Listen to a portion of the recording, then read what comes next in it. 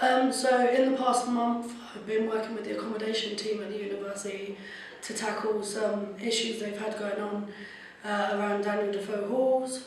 We've managed to get some compensation for it.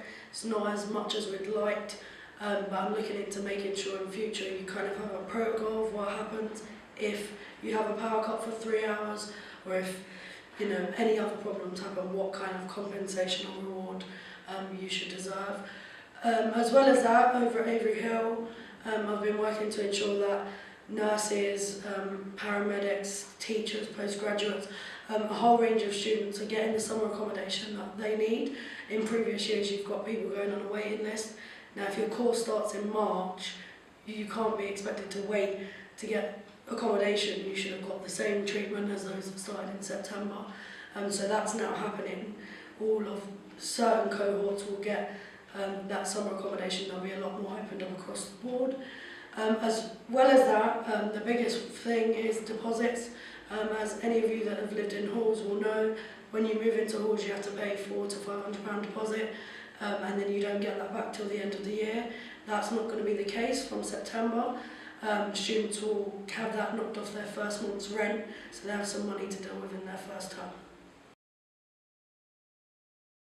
Currently there's nothing in place for students who, if they face sexual harassment or violence on university campus, there's no procedures of how the university looks after them, deals with their case, disciplines the person who was involved, if they're a student and staff, and works with the police. So after a little bit of lobbying with the university, they've got a consultant in.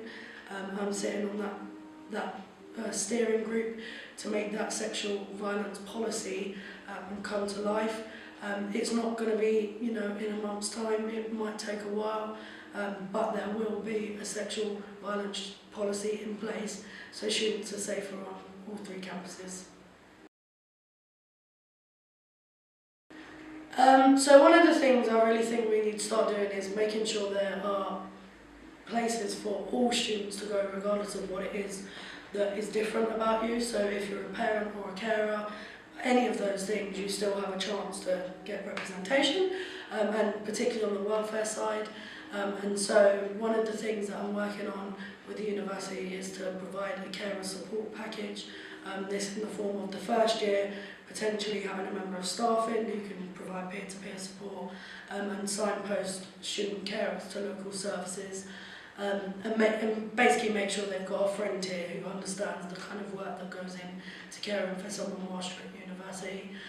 Second year phase would be introducing the carers bursary, and that would help students who are carers to not have to worry about part-time jobs, to be able to fund their degree or any other things around being a student, because that's one of the major strains on student carers, is that they don't have the time to do a degree, look after the person that they care for, and then get a part-time job.